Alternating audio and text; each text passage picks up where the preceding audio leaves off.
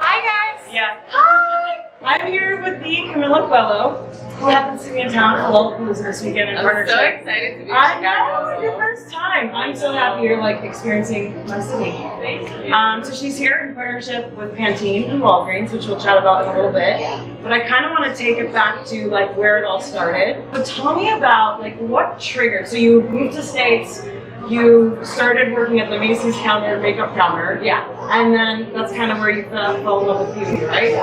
So I worked at a counter selling makeup, and I knew I loved beauty, but I didn't know I loved it so much. And the fact that I was dealing with people and people would leave me in the counter, feeling so much more confident, made me want to become a makeup artist. And after becoming a makeup artist, that's when I got into the whole social media. So I started with beauty, and then I transitioned to fashion as well, which I love. But that's how it really started, as a hobby, of course, years ago. So what triggered that moment where you're like, you know what, I'm gonna start a YouTube channel? And what was the feeling of posting the first video? Because I remember I was terrified. Yeah, me too. And I had no idea what I was doing. My lighting was the most yellow lighting. I had no idea what I was doing. But it was cool, because at the time, we didn't expect anything from it. Yeah. It was just natural, and we did it because we really wanted to do it. We wanted to help someone somehow. And my goal was to put this content out there to help my friends, first of all, because they always kept asking me, do a class for us. So I thought, putting these videos there, they can just practice it, watch it every day. And so I really, truly, I thought of my friends and my family. Of course, people, surprisingly, people started watching it, and the following grew, but it was really, every little step was such a surprise to me, and a big accomplishment, even when I received the first box of makeup at home, I was like, wow, oh my God, I'm doing what I love, so it was really nice. That's awesome.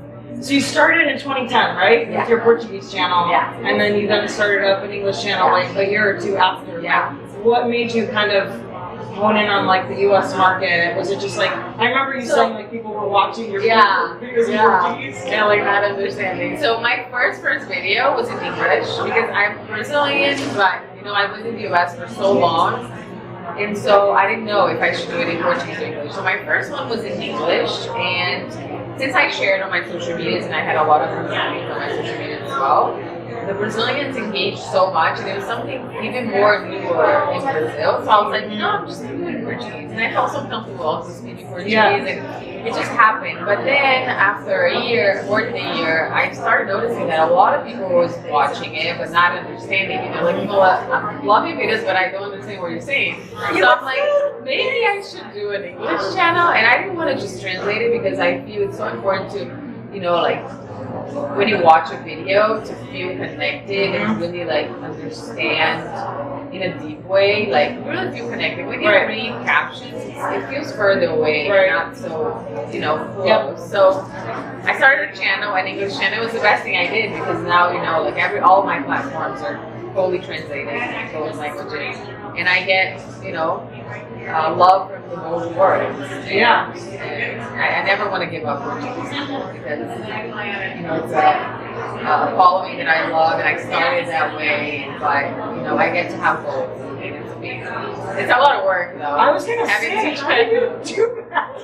You feel captioning everything. Instagram, your blog, how do you manage all this? Yeah, today I have a team, luckily, that helps me so much, but it's a lot of work. I do all my Instagram captions and all of it, and I translate it, but I'm happy to do it.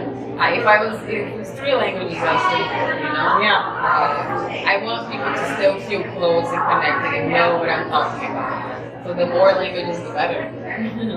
One thing that I realized growing up here, so I was born and raised in the States, but I'm Middle Eastern, so I kind of always grew up with thinking, the stereotypical stage for beauty is the all-American look, the blonde, blue eyes, tall women. I'm never going to be that.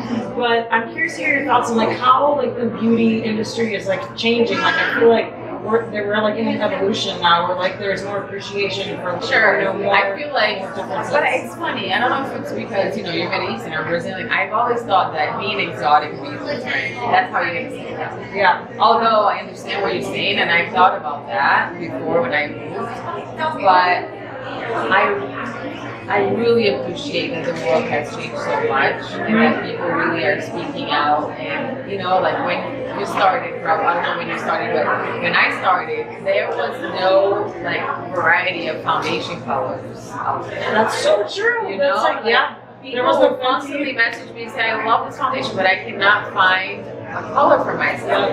And that was something that I didn't even know how to respond because it was so bad. Today you see so many brands that have like 50 shades of foundations. Mhm. That is so beautiful. Like it shows how much the world has changed. And social media especially has impacted that, I'm sure. Yeah. So it's the world's changed. Yeah, and it's a I good- love it's- it. I love The what's more happening. exotic, the more different you are, the special you are. Right? Yeah. And I feel like, at least from my experience, like more people can relate. Like, oh my gosh. Yeah, it's exactly. Like the same here, or whatever it is. So I think I've kind of figured that. Yeah. That's like a connection that. Yeah, for sure. Like a special connection I have too.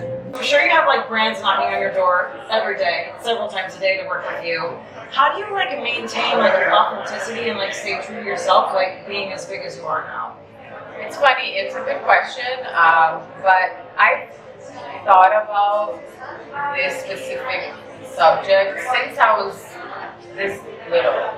Like I noticed that in the beginning, like I need to stay true to my followers, and I said a lot of no's in the beginning because I didn't believe in the product, or because I didn't like the messaging, or because the briefing of the brand was too like commercially. I said no's for many different reasons. So I've always, you know, it's very important for me to stay true. I'm like, I always think long term. And when I started, I noticed that it was becoming a career.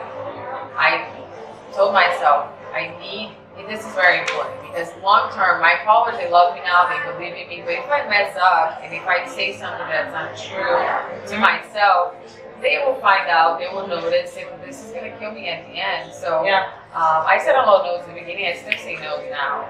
And it's very important for your growth, for your branding. You know? So I really work with brands that I love, that are organic to my lifestyle, products that I use.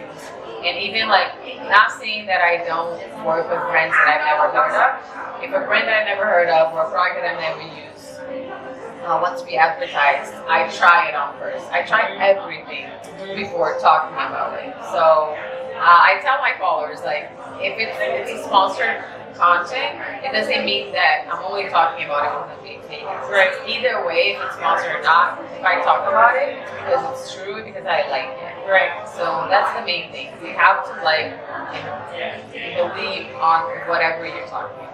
Yeah, I think that's good advice too for people that are kind of starting out, Yeah, like starting to get brands sure. reaching out. Like, Yeah. I think that's the right approach. Is like just work with brands that you're really passionate about, Yeah. or like really believe in their mission and believe in their product. I like that approach. A lot of what you do, you're required to kind of be always on, plugged in. Like whether you're on vacation or you know having dinner, like Yeah. you're always kind of probably like, oh, I should share this, or you know, I should tune my audience in. How do you manage that and like set aside time to like unplug and be in the moment?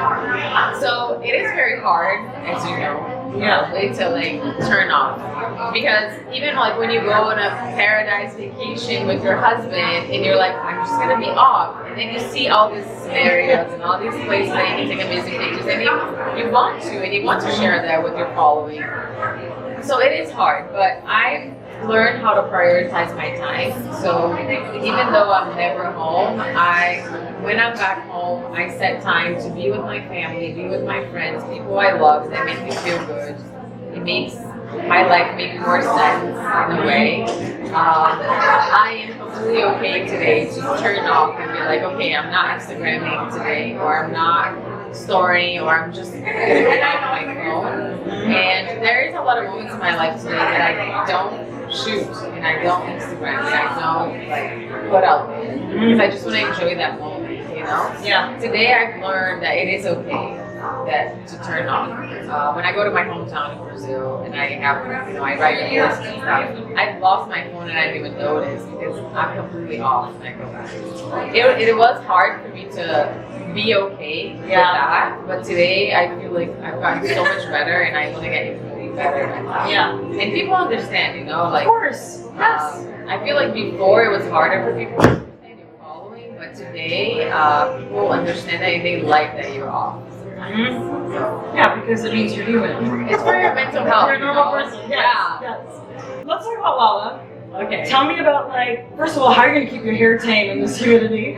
Oh my gosh. I didn't know it was humid here. But I thought it was dry for some reason. Maybe because it's windy. I thought it was dry. It's definitely humid. But I plan to have, I don't know about tomorrow, but today I have my hair up with a braid. And I don't think I have a problem. No, you're big at it. But I don't know, we'll see tomorrow. But definitely using the products I love and like I said to you, as a base, maintain your hair healthy. You can go a long way. Sorry, I didn't mean to I'm excited to see so many. I really want to see J Balvin, but he's playing on Sunday night Eve. But there's Charge Camino tomorrow. Are you going? Yeah, I'm gonna go tonight and Sunday. Yeah, I'm gonna go tonight too. Oh, hey, yeah, we can hang out. I'm gonna see the Strokes and then I'm gonna go Sunday to see Ariana. So I saw her. I heard she's amazing. And I heard she brings on surprise guests, so we'll see. Nice. Makes an appearance. Oh my gosh, imagine. Alright, well, I want to talk to you. I love your watermelon juice. Kind of funky. Thanks so much for chatting. Thank you. I hope you guys enjoyed. Bye. Bye. We're gonna Lollapalooza then.